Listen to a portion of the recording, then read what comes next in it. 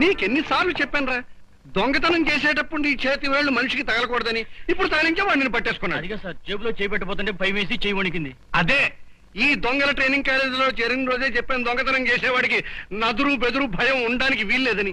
వీడు చూడు, ఈ కాలేజీలో చేరిన మొదటి రోజే నా పర్సు కొట్టేశాడు. వీడికి ఈ వాచి ప్రజెంట్ చేశాను. రే, ఇలాగైతే నువ్వు ఫస్ట్ ఇయర్ పాస్ అవరా రాస్కెల్. బాగా ప్రాక్టీస్ చేయవేళ్ళు.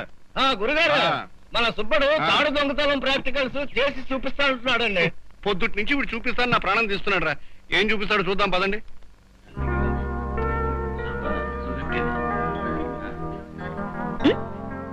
బిస్కెట్ కావాలా?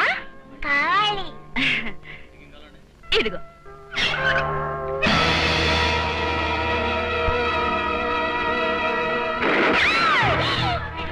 ఎవరైనా ముందుకు వచ్చారా?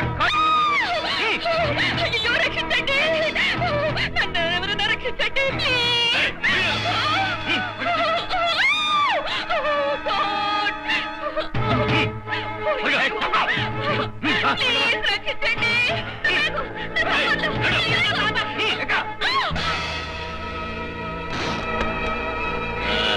చూసావురా నేనేసిన పథకం ఎలా పనిచేసిందో?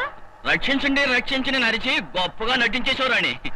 ఈ కేడి రాణి అంటే ఏమనుకున్నావు బే? అవును, కొట్టేసిన సొమ్ము ఎంతుంది?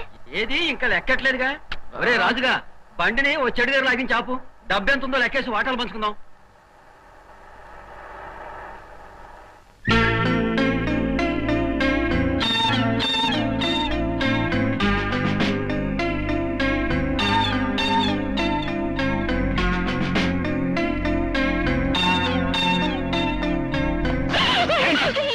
కదిలారంటే కాల్ చేస్తాను, జాగ్రత్త. మీరు దొంగలు అవునా? నాకు తెలుసు. అయినా ఇది దొంగతనం చేసిన డబ్బు అవునా? నాకు తెలుసు. అయినా మీలాంటి చిల్లర దొంగల అల్లరి సిటీలో ఎక్కువైపోయిందని కొత్తగా ఏర్పాటు చేసిన ఫ్లయింగ్ స్క్వాడ్ స్పెషల్ ఆఫీసర్ని. ఇదే మొదటిసారి మేము చేసిన దొంగతనం. తెలిసి దయ, దానం, ధర్మం మన హిస్టరీలోనే లేదు. అసలే నేను చండశాసనం ఉండేవాణ్ణి. మర్యాదగా డబ్బు నాకు ఇచ్చేయండి. ఇదిగోండి సార్. ఆ బైక్ మీద తాడుందేనా తీసుకురండి. ఎందుకు సార్? నీ మెళ్ళో 3 ముళ్ళు వేయడం. నాకే ఎదురు చెప్తావా? అమ్మా, తప్పించుకుందామని. ఆహా, ఆ తాడు తీసుకొచ్చి మీ వ్యాన్కి నా బైక్ కలిపి కట్టండి.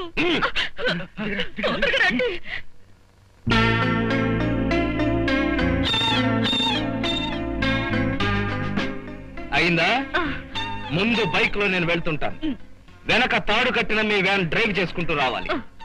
నేను వెనక్కి చూడడం లేదు కదా అని తాడును విప్పాలని గాని, తెలివిగా తాడును కోసేసి వ్యాన్ దారి మళ్లించాలని గాని చెప్పింది అర్థమైందా?